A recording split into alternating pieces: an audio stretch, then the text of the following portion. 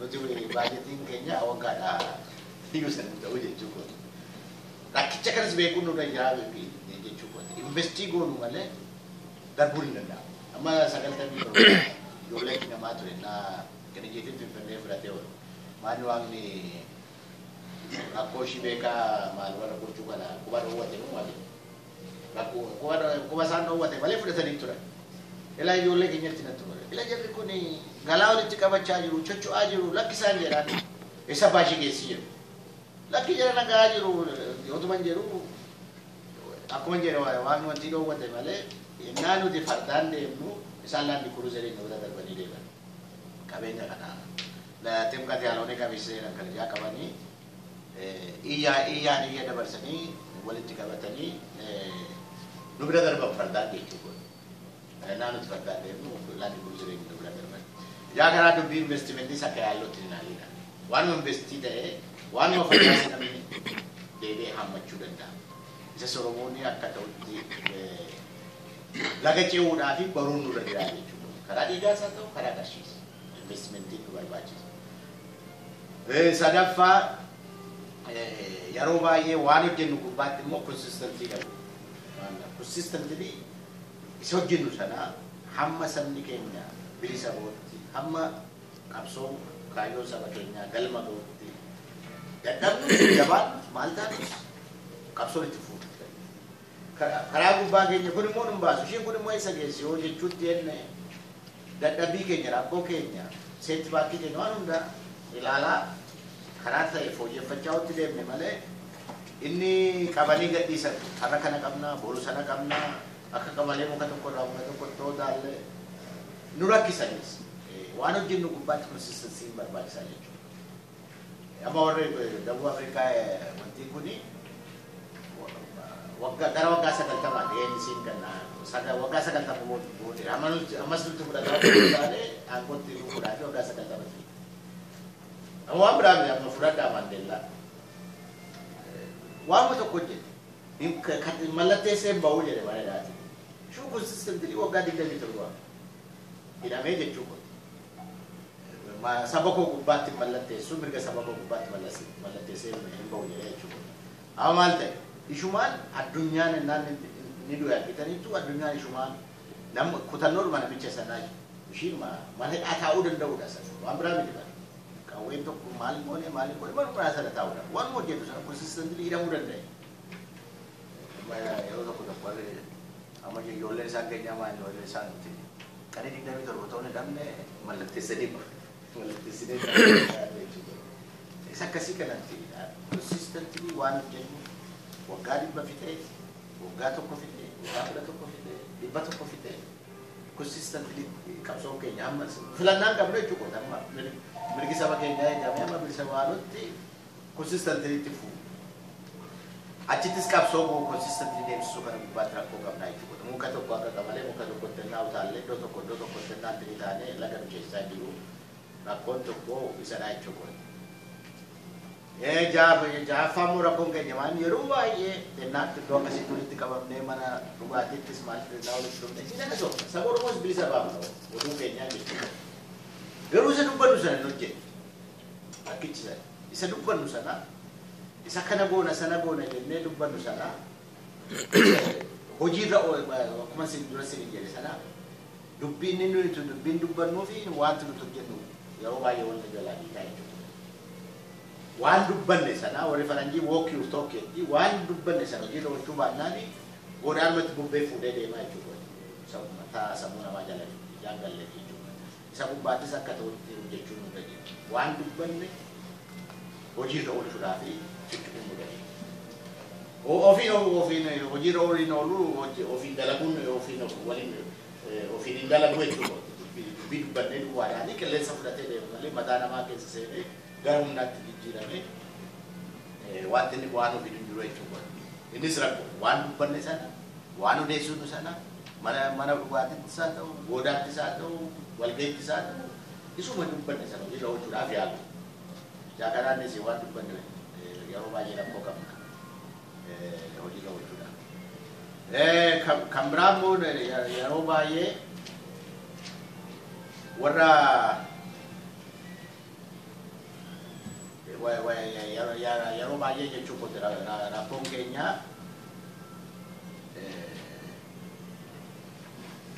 inaaluma wannaa wal gaafannu kana maaliif kana taanee kana wal gaafachuu rakkootu jira waleeguu kana baay'ee anan nu eegdu nuti immoo sin eegdu nama dhaabuun oromoonni biyya keessaa isa laayeegaa inni alaa isa biyya keessaa wanti guddaan biyyaa ta'ee saba sana biyyuu sabaa siree taa'ee akka ta'utti deemaa jiru jechuu kooti. Simbora biyya keessaa sin eegnaa jechuu kooti. Tani bilisummaa nu baaftu karaa kana wanti guddaan dhufaa jira karaa sana dhufaa jira maal assignment tokko eeguu miti ofii keenya amma dandeenya ofii beekumsa keenya. Ini beekumsaa isaa ta'uu qabeenya isaa ta'uu humnaan isaa ta'uu maal isaa ta'uu hamma danda'ametti jechuu kooti. Maal hojjechaa jira ofii kooti akka nama tokkotti gumaachi komaa innis hin barbaachisa. Namni biraan hojjeta inni assaamintii nama biraati yoo kennine yeroo baay'ee rakkoo baay'eedhaa jechuudha. Inni sin hojjetu nuti sin hojjetu jechuudha. Inni sunis sun haa hojjetu jedha. Inni sunis sun haa hojjetu jedha. Assaamintii walii kennuu gara gubbaatti. Ofii keenya maal hojjechuu dandeenya akka nama tokkotti akka sabboonaa oromoo tokkotti maal hojjetu ofii kooti. Namni tokko sana hojjechuu isa waan beeku sana ammoo beeku sana na hojjetan inni tokko inni biraas immoo waan biraa hojjeta. Yaa kana assaamintii walii kennuu amma danda'ametti assaamintii ofii kennine anis kana gumaachuu nan danda'a. Ofiis saba koottiifis kana gochuu nan danda'a isa jedhutti deemuu barbaachisaa jechuudha. Yeroo baay'ee kan biraa immoo rakkoon keenya maa'inni mataan keenyaaf yeroo tokko mataan keenyaaf garaan keenya walirraa fagaata. Inni mataan keenya yaadu fi inni garaan keenya yaadu tokko miti jechuudha. Amma innaan miisootaaf amma karaa immoo kan innaa dhattanii liitil miisootaaf jedhamu jira. Anillee naa manna abbaa ofii innaa saamame yoo galanii isa saammatanis garuu gara lachuu yaaduu nurra jiraa jechuudha. Innuma qabeenya saba keenya saamnu warra silaa immoo saba sana boruu ta'an bilisa baasuu yaaluufis immoo waan tokko too yaadaa hojjennee gadee miti jechuudha. Egaa garaan keenya iddoo yaaduu fi mataan keenya iddoo yaaduu gara tokko ta'uu baannaa rakkoodha jechuudha. Mataan keenyaaf garaan keenya walitti deemaan yoo baay'ee walgahii baay'een ilaalu wanuma keessa taa'etu ofiituu lafa attamitti namaa kennite eessaa namaa kennite Oshira wanti tokko bite on kana godhe maaloon godhe na baay'ee beekaa itti na ofiidoon itti ta'u ofiidoon jibba otoo isaan ijoollee amma danda'an waan hojjechuu danda'an hojjetan illee jibba baay'een qabu garuu mana biyya kana ta'anii dhoksanii naa sana sufan maal ta'anii maal godhantini ta'an mana fatti fuudhanii keessummeessuu kana warri keessummeessanii innamo godaatti ba'an immoo korma ta'anii goota ta'anii maal ta'anii ofiidoos maalis hin arrabsuu miti ta'u innamo garaan immoo isaatti lafitti yaadde garaan immoo itti lafa garaan jaa kana garaan keenyaa fi mataan keenya yeroo baay'ee wajjin deemuu dadhabe amma danda'ametti lafa isa wal fudhatu kana fudhachaadhuma garuu sabo fi rabbatu of rabbatu sabo fi rabbatu la fi sumuru da chino atenyara iddoo biraatti filanii waan nu kennan miti isaan fi rabbatu kan biraa immoo rakkoon keenya maanni warra ollaa keenyaa kana hin jibbina baay'ee jibbina warra ollaa keenyaa garuu isa isaan hojjetan sana wal mokkuu dhiiroo akka ta'u isaan jibbuu malee maayis isaan bira dabarree wayimoo waan isaan hojjetan waan gitu hojjechuu gubbaatti rakkoo qaba hin jibbi jibbi immoo laga nama ceesisu of ijaarree akka ta'utti isaanii morkinee hojjechoone malee asuma teenyee eessa dhaquu maal dhaquu tirii ta'uu isa jedhu sana wanti baay'ee deemnu dhibba duwwaa nama faranjiis kunoo kana dhoowwattee kana nu diddee kana maal taatee jennaan yeroo baay'ee ijoollee keenyatti immoo faranjiinis waanis nama of gargaara amma dhaqnee State Departmentii Duubaalii Doontinii kana hooyyine hangar istiraakii gadhee miti hongoone kana moolii naan jechaa koomiti garuu isa hojjechaa hoomworkii keenya hojjennedha jechuudha. Yaa kana والله كنا جيبوا فرنجيز جيبوا يتعارضوا وقتهم تاني عاري سنة وفي كنا مالك مال أسامي جو في كنا إني بيجا جو بيجا مالو جيبوا ده إن على جو مالو جيبوا ده بانك بيننا مالو جيبوا ده إني يادا كاو يادا كنا بوكي سيسي يادا كنا تبتي office jaarale yaanni jaaramu malee dhaabbiin sabni jaaramu hin danda'u attamitti karaa sana gumaachuu danda'a karaa hundaa abbaan qabeenyaas bideema tokko nyaatii du'a garuu sabni akka saba tokkotti saba koo wajjin kabajame du'allee jedhee jechuudha saba ofiitti waan tokko gumaachuu irra jira jibba duwwaa miti jibbi laga dhukeessa hoobo isaan akka ta'utti morkine hoo isaan akka ta'utti waan jechuun irra jira hojjenne murtii sanatu laga dhukeessa maalii fi warra miiliyoonii akkuma isin jedhan afur keessaa ba'e fuundo kiiloomeetirii kuma meeqa deemee dhufee finfinnee handhuura oromiyaa keessatti mana nurratti ijaarratee akka loonii asii wajjinnaan oofaa jiru nuti maaliif duubatti sabne lakkoofsa nu caalmu qabeenya nu caalmu dachii nu caalmu maalum wanti isaan nu caalmu of gaafachaa isaanii morkuudha malee jibbi duwwaa laga dhukeessu jechuudha.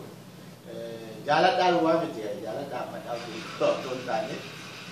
Morkun jibba sana aku nanti kita, gara morki kita, gara bijaru kita berjalan. Cuma kubat jero bayi, dubi tokum balik kan. Do orang tentu diruti, dubi tokum balik kan. Ama asyik terlihat jabal yang sana di tempat itu, cuci mano. Warga orang muda kita undat tidak mewakili. Kawan awak kita tu manja, ya ada. Apa tu kunu duk benci si, tu kunu beri, ya ada tu kunu beri, ya ada tu kunu beri, ya ada tu kunu beri itu macam kara. Undi cukup. Rakon saya dulu, irrajile soal makas dia tu tena achieve mu, mu isi suara kasih mesti, isi suara sana dia mesti. Har mo tu simbane mu alih ruti kan kawai cukup. Tukum aja na, yaro na, tukum aja na mu jadi. Ennaanu tifakkaatu maayini hamadan dhaabette ennaanu tifakkaatu maayini tokkummaa kana akka ta'utti na maaliif tokko ta'uu dadhabne sana kubannee tokko ta'uudhaaf hamma carraaqnetti waaqas kadhannu eenyus kadhannu faranjis kadhannu waanti nuti kun yaa kana nawaaga kadhattanis harallee attamitti kanaan jalqabamneen beeku ennaa maal taanis waaquma sakadha bishaan ofii isaanis faranjiinis waanis nama gargaari yaa gargaaranii tokkummaa sana hojjechuun lama sadiis taane dhibba sadiis taane kuma sadiis taane miiliyoonii sadiis taane tokkummaa sana hojjechuun ila tokkummaa kana gubbaatti immoo waan waliin dhoksine sabni keenya rakkoon qabu amma yeroo filannaan karaa amma muuyaleetti deemeera amma karaa baalee kana ginnaritti deemeera wallagga amma atliisti addootti deemeera karaa baay'ee deema sabni rakkoon qabu sabni jechuudha. Rakkoon maal isa barataa Oromoo beekaa Oromoo jedhamu sanattu beekumsi sunis laga akka jirutti of ijaaruu dadhabuutu jira. Isa galgalaa ganama wal diigeetu mee waaqaa immoo tokko nu godhee jedhee waaqa ta'e. Kan diiguu gubbaatti immoo bobba'uu sumaa jechuu qottata jira isa jechuudha. Naa jaa kana asasi waaqa kadhachuu duwwaa osoo hin taane hamma danda'ame ofii keenyaas isa akkasumatti hojjechuun nurra jiraachuu. Kana keessa karaa dhaabbii keenya sin maal qooda qabdu seeran kana qooda keenya sinitti nu yaala. Dhaabbiin keenya structurii isaa jechuu kooti biyya keessatti structurii sadii qabna alaa structurii tokko qabna jabaa miti malee structuriin keenya waa inni dhaabbiin akka dhaabbiitti hojii raawwachiiftuudha qabee isa maakalaa komiteedhaa qabee hamma aanatti amma gadi deemaa structurii isaa jechuu kooti. Bukkeetti immoo gorsituu warra jaarsolii gorsituu qabna abboo bulchaanfaa warra Dr. Moggaa faa Profeesar Tasammaa warra akkasii akkasii immoo gorsituu komitee gorsituu kan advaayizarii kaawunsilii isa jedhu keessa jiru isaanis akkasumatti bukkeedha. Waan biraallee waliin dhaban kadhaa kana maal kana nu gargaaru. Karaa biraa immoo bukkeetti yuuz liigii qabna yuuz liigii keenya immoo hojiinis hojii raawwachiiftuu ofii qabee Central Committee dah kami Ahmad Akati orang Amara kamu lihat tu deh, kaba structure yang kasih kaba. hamadan deenyatti gabiyya keessa structure kana chuchuusu yaalaa jechuudha. Alaaboo international support group yoo qabna international legal entity qabasaan si qaba biyya kana keessatti hamadan daanitti walitti nu qabu yaalu hamadan daanitti jechuudha. Kuna gurbaan keessa abbaa kun keessa jiru.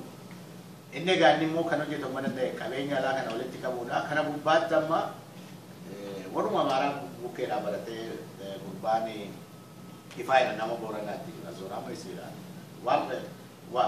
Poolisii tokko nu baase waan doolari ta'e ofii isaa jaalatanii waggaa sadii hojjete waan doolari ta'e ije. Innuma shaayiin bitanii shaayiin kun doolari tokko gadi miti. Doolannaa tiippii amma mana asii yoo nyaatanii deemtanii forshuun doolari lama sadii tiippii kennitanii ture. Ishuma sana doolari sadii yoo gadi tashii arfaffaa sana doolari yoo nu keessanii qaliin doolari tokko ta'a. Jaati doolari soddoma ta'a. Waggaatti doolari 365 ta'a. Nama tokkorraa amma Oromoo tokkorraa argannaan nuti qarshii guddaadha. Kilaashiniin bidduu jechuudha. Kilaashiniin asitti kanatti hojjetamu yaa hojjennuu fi qarshii guddaadha.